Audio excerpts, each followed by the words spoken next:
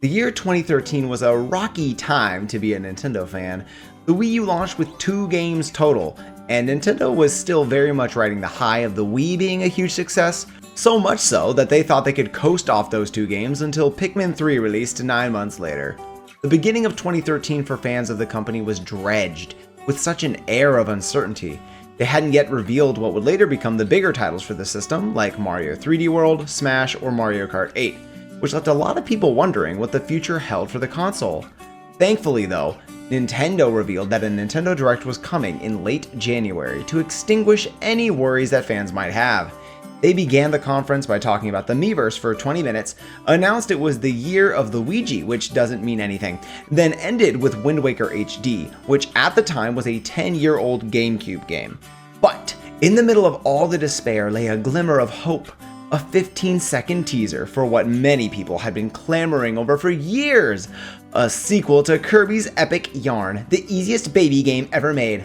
It was a good time to be a Nintendo fan, sleeping soundly that very night, feeling assured that Yoshi's Woolly World would be released 2.5 years later. If the sarcasm is lost on you, that's okay.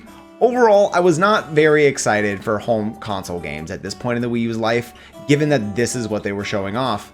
That being said, they did pick up the pace quickly with the aforementioned titles and things like Tropical Freeze and Splatoon, but that honestly worked against Yoshi at the time, leaving it to be released in what quickly became the end of the Wii U's life cycle, after all the big hitters for the system had already been released before it. This is especially true as it was a slower 2D platformer, competing against Donkey Kong, which was an exceptionally well-designed single-player adventure, and 3D World, which allowed for up to 4 players in more expansive levels. I don't even think Nintendo recognizes this game as one of the better ones in the Wii U's catalog.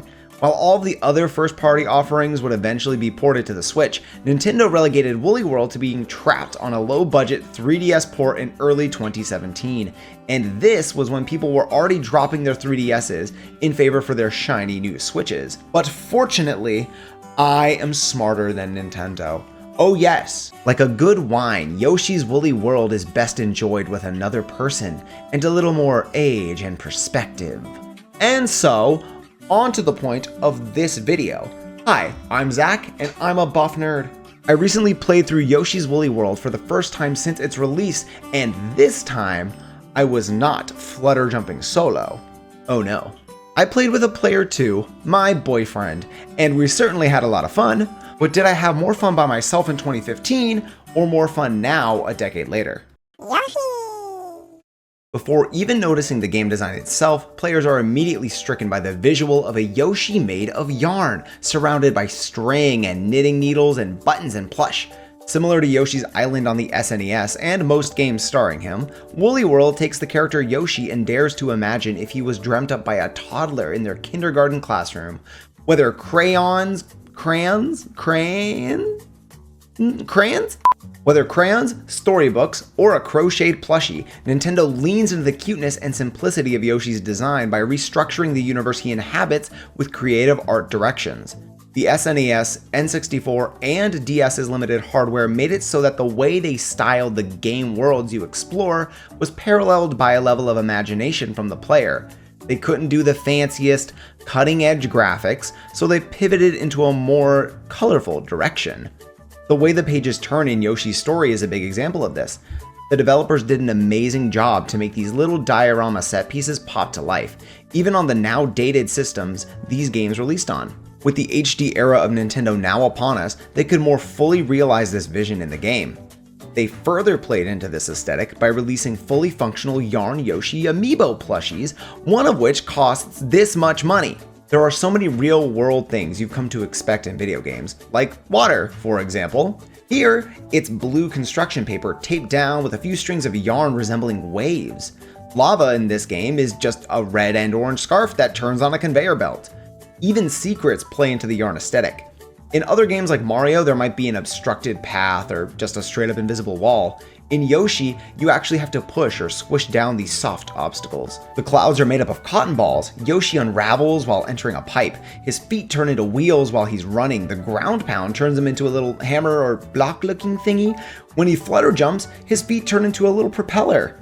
The art styles for Yoshi games are always good because I feel like they know how to play to the character's strengths, But I think this is the most cohesive Yoshi's design has ever been when in the context of the game's look and feel.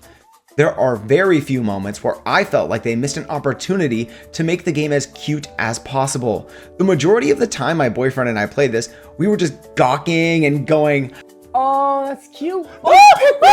Even though I'm not the biggest fan of his levels, just look at Poochie! He's so cute! Even the enemies that can't be eaten get all tangled up by a yarn ball you hurl their way. Like, that's just precious! Yoshi! There are a lot of similarities between this game and the other Yoshi games, as I just mentioned, but the most obvious way is the setup itself. There's some mischief happening, and the Yoshis travel across 6 worlds with 8 levels each. This time, thank God, there's no sobbing baby if you stub your toe on an enemy. For this game, the story and premise is slightly tweaked to spare your eardrums. Kamek, the dastardly goon, unraveled all the inexplicably sentient strings and cast their missing bundles of wool all over the game's levels. The 2 Yoshis that were smart enough to hide when an evil sorcerer came swooping down out of the sky were the only survivors and were our 2 playable Yoshis, Green and Red. This is bullshit! Yoshi's Island had like 10 color swaps for Yoshi! My easily outraged friend. By collecting the bundles of Wonder Wool throughout the levels, you would be able to revive one fallen Yoshi soldier to be played as. Most of them are just cute little gradient designs or more standard looking ones, but some are based on the levels themselves, or even enemies like piranha plants and Shy Guys.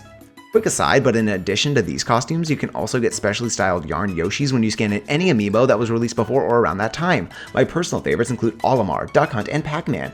Like, look, the little spines are the Pikmin faces! It's the duck from Duck Hunt! Anyways, aside from the Wonder Wool, and just like other Yoshi games, you have 5 smiley flowers to collect in each level, which, when collected, give you an opportunity to play a bonus minigame at the end. But the real reason to look for these is that when you gather an entire world's collection of them, you get a 9th special level. These levels are slightly less obnoxious than some Mario special world levels, but more challenging than the standard levels in this game, which felt like a fair balance. This is considering that just completing the game's campaign and not going for all the collectibles is a fairly laid back and easy thing to accomplish, but getting all the special levels completed, especially with 2 players ping-ponging and bumping into each other, is more difficult than I'd care to admit. But like I said, most of the levels for the main story are nowhere near this difficult, barring a few moments. Oh my god. Ah! That was a little bit of an overreaction. Yoshi! The final comparison I will draw to older games is that the gameplay is pretty much the same from first glance. You get eggs, or balls of yarn here, by swallowing basic enemies, then use them to attack, hit floating clouds to trigger effects in the levels, and search for collectibles in suspicious areas. The marvel of this game, and what I think puts it over the top, is that the game's art style intertwines with the way you interact with the world. By throwing yarn balls, you can fill in silhouettes of platforms, inconspicuous warp pipes, gift boxes with a flower or gems inside, chain chomps that you can push and roll down hills, boos that turn into balloons you can ride upwards, and the list goes on and on. By making yarn the genetic makeup of everything that exists, you can always expect to interact with things in fun and unique ways, even with Yoshi's more simplistic movement and arsenal of tools. Yoshi gets unraveled and reshaped into transformations like umbrellas, planes, and motorcycles for a quick little challenge mission in select levels. Everything you do exists in the context of yarn and string being torn apart and repurposed, making this the first time that Yoshi's arts and crafts art style translates into meaningful and tangible game design choices. Even the yarn balls you throw into missing platforms materialize in the color of yarn you toss. The color of yarn balls you get from the boxes match the color scheme of the level itself. This attention to detail is so intuitive that I didn't even notice it until like World 4 or something. Certain levels take this idea and run away with the creativity. There's such a diversity of ideas on display, even still with such a simple premise. In this level, there are curtains that you ride along a track, similar to a Donkey Kong minecart level. There's one where the empty platforms spin on a windmill and you have to aim and jump more precisely. There's one where you have to spit out fire to melt ice blocks and forge a path forward. There's one where you throw baby chickens that make cotton swab clouds to climb up. Baby chickens! Every level past the first world at least tries to stand out in a meaningful way, and the majority of them succeed with flying colors. So by now, you've probably gathered that I like this game a lot, but that was already true when I played the game 10 years ago by myself. Yoshi.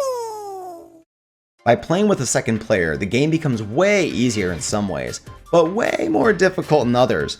You can throw your friend like a yarn ball or just spit them out at clouds and enemies. You can also ricochet a shot off a wall and inadvertently knock your ally out of the air. You can bump into each other, use each other to gain more height, or save each other from falling to your dooms. The way you take on levels and engage with the other player is very intuitive to the game's language.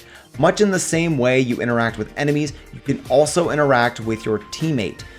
This makes what would otherwise be fairly annoying flowers or Wonderwool way less of a headache to find and collect. In some platformers that released around this time, you could have up to 4 people playing together, where 2 is the max here, and that might sound disappointing, but I think it's just the right level of fuckery. There were a couple of times where my boyfriend wouldn't be paying attention and go through a door too early, or where maybe I admittedly got a teeny bit too gung-ho and led us into a pit of despair, but none of that felt too bad because that usually meant we weren't communicating effectively enough. No amount of oopsie daisies compares to the aggravation caused by the camera in 2-player mode though. Randomly, based on seemingly nothing at all, the camera would shift which player it focused on. This often led to one of us just dying because the camera squished us up against a wall or shifted too far away, and the game couldn't necessarily just pan further out because it would reveal secrets and hidden paths. I wish there was just more clear indication about who the camera was following. Outside of that though, playing with 2 players is overall more chaotic and causes a lot of deaths, but in a more deliberate way, where the game itself isn't the challenge, but rather the 2 players bumping and throwing each other into pits and enemies. However, with good coordination, 2 people can successfully accomplish tasks together. Sure, you might cause many Yoshis to perish, but as long as your partner stays afloat, you can rehatch anew and keep it moving. Yoshi. Playing Yoshi's Woolly World with my boyfriend made me appreciate this game in a brand new way. I already held this game in very high regard, touting it as one of the best games on Nintendo's Underdog system. Playing the game solo is fun and very well designed in its own right. I dare say a more difficult game as well, but in my opinion, playing with a second person is a completely unique experience.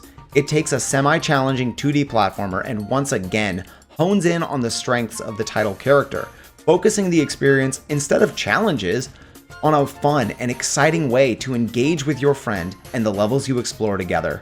I remember an interview from E3 2014 where the developer stated that they just wanted to make a game that makes people happy when they play it, and I am elated to say they delivered.